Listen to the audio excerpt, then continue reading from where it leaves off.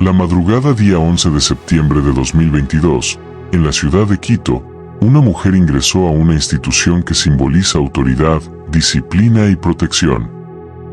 Nadie imaginaba que de ese lugar saldría una de las historias más perturbadoras y reveladoras sobre fallas estructurales dentro del sistema de seguridad ecuatoriano. Su nombre era María Belén Bernal. Tenía 34 años. Era abogada penalista. Era madre.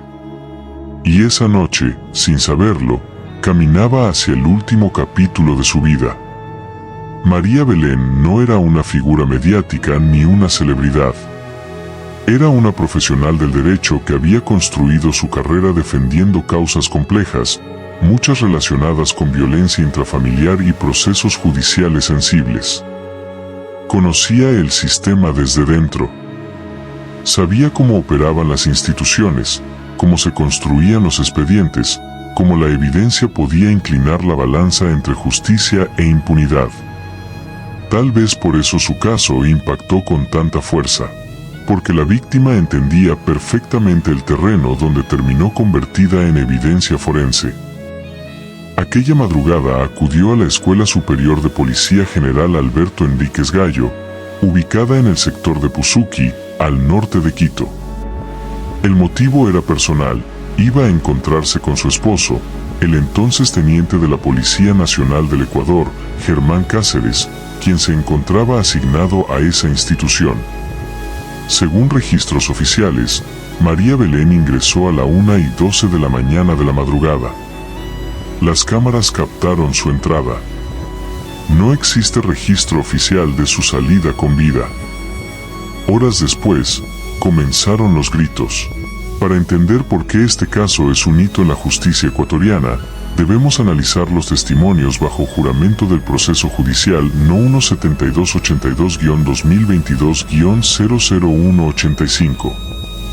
Según el expediente de la Fiscalía, entre la 1:20 y la 1:45 de la mañana, la habitación de Cáceres se convirtió en un escenario de violencia extrema. Los cadetes declararon haber escuchado una discusión por celos y reproches sobre el estado de embriaguez del teniente. Pero luego, el sonido cambió. Se escuchaban golpes secos contra la pared, como si lanzaran algo pesado. Luego, los gritos de una mujer pidiendo auxilio. Ella gritaba: «¡Me vas a matar, Germán!». La instrucción policial se basa en la jerarquía. Cáceres era el superior. Ninguno de los jóvenes en formación se atrevió a golpear la puerta. El miedo al rango fue superior al deber de protección. Nadie intervino. Nadie reportó formalmente una emergencia en ese momento. Nadie activó protocolo alguno. Esa omisión marcaría el inicio de una cadena de responsabilidades institucionales que, con el paso de los días, se volvería tan relevante como el propio crimen. La habitación no fue acordonada de inmediato. Cáceres tuvo horas para intentar limpiar la escena. Cuando María Belén no regresó a su hogar ni respondió mensajes, su entorno comenzó a preocuparse. Paradójicamente, fue el propio Cáceres quien denunció su desaparición. Su versión inicial indicaba que, tras una discusión, ella habría salido de la escuela y tomado un taxi en una avenida cercana. La narrativa parecía sencilla. Una discusión de pareja. Una salida intempestiva. Una mujer adulta que decide marcharse.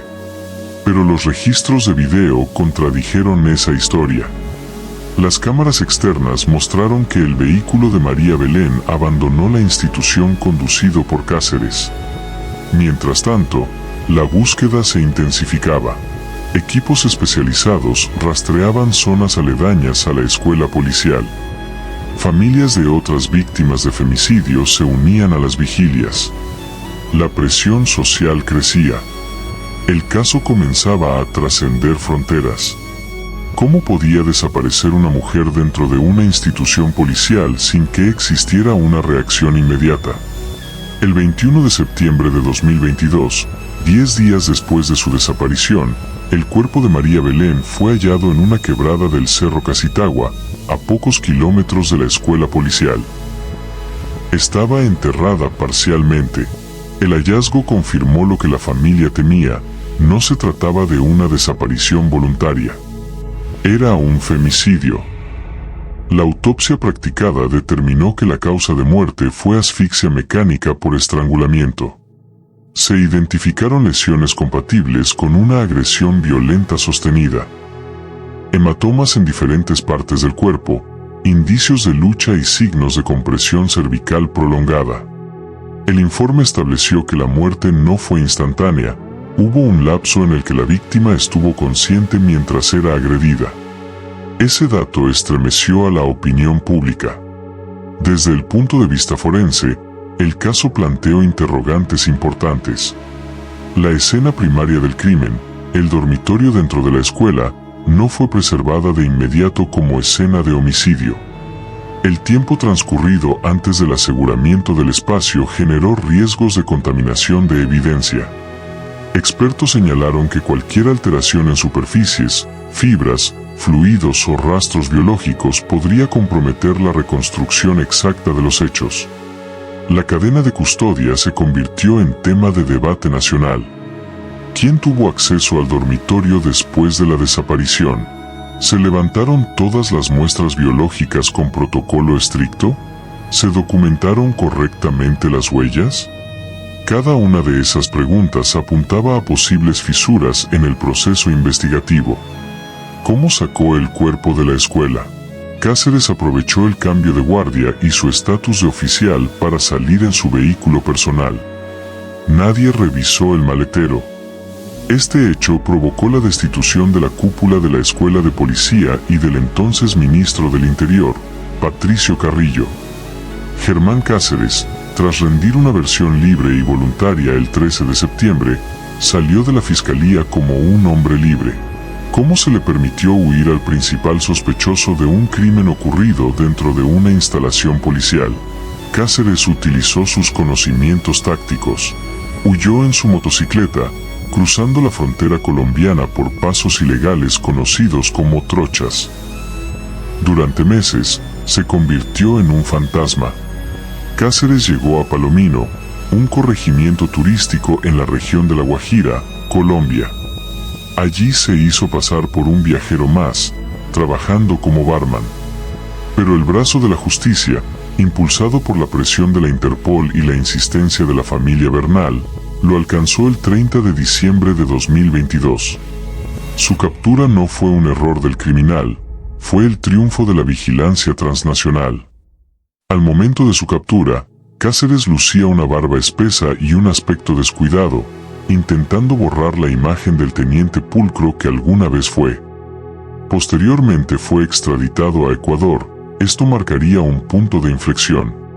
El relato de la desaparición se transformó oficialmente en un proceso penal por femicidio. Durante el juicio, la fiscalía presentó pericias forenses, análisis de geolocalización, registros telefónicos y testimonios de cadetes.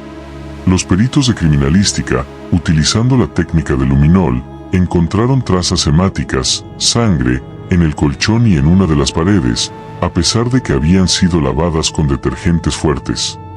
La Fiscalía General del Estado argumentó que existió una agresión violenta y prolongada dentro del dormitorio, seguida del traslado clandestino del cuerpo hasta el Cerro Casitagua para ocultarlo. El análisis de trayectorias y tiempos estimados reforzó la hipótesis de que el traslado ocurrió pocas horas después de la muerte.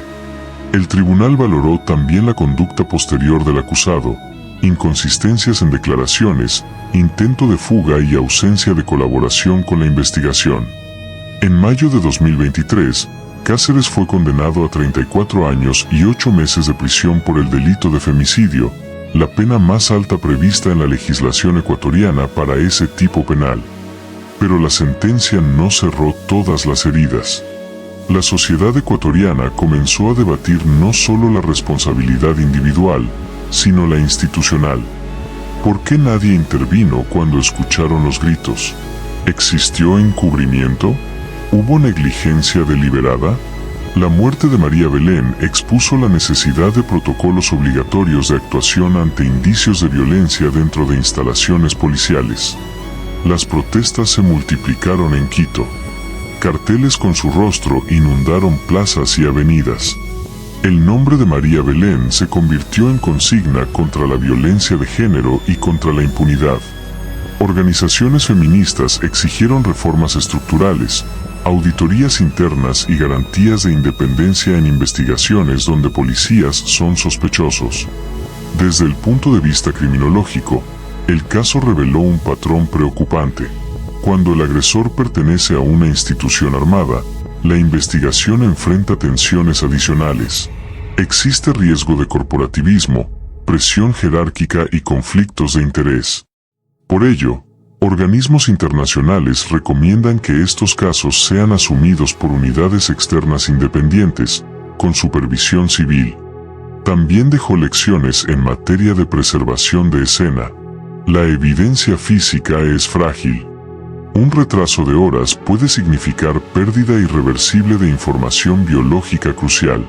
En homicidios por estrangulamiento, las microlesiones, fibras transferidas y residuos epidérmicos bajo las uñas pueden ser determinantes para reconstruir la dinámica de la agresión. La correcta fijación fotográfica, el levantamiento con guantes estériles y el sellado inmediato en contenedores adecuados son pasos críticos que no admiten improvisación. A nivel social, el caso evidenció la magnitud del problema del femicidio en Ecuador. Las estadísticas oficiales muestran un incremento sostenido de muertes violentas de mujeres en los últimos años. Cada cifra representa una historia truncada. Cada expediente refleja una familia quebrada. María Belén era abogada. Conocía el lenguaje jurídico. Sabía que detrás de cada artículo del Código Penal hay vidas reales. Paradójicamente, terminó convertida en el centro de un proceso judicial emblemático. Su historia obligó al Estado a revisar protocolos, a destituir autoridades y a prometer reformas internas. Pero más allá de las medidas administrativas, permanece una pregunta esencial. ¿Qué hubiera pasado si alguien hubiera abierto esa puerta cuando escuchó los gritos? A veces la diferencia entre la vida y la muerte no es la fuerza del agresor, sino el silencio de los testigos. Hoy, el dormitorio donde ocurrió la agresión ya no alberga cadetes. El Cerro Casitagua sigue en pie, indiferente al dolor humano que ocultó entre su vegetación. Y en Quito, una madre, un hijo, amigos y colegas continúan viviendo con la ausencia.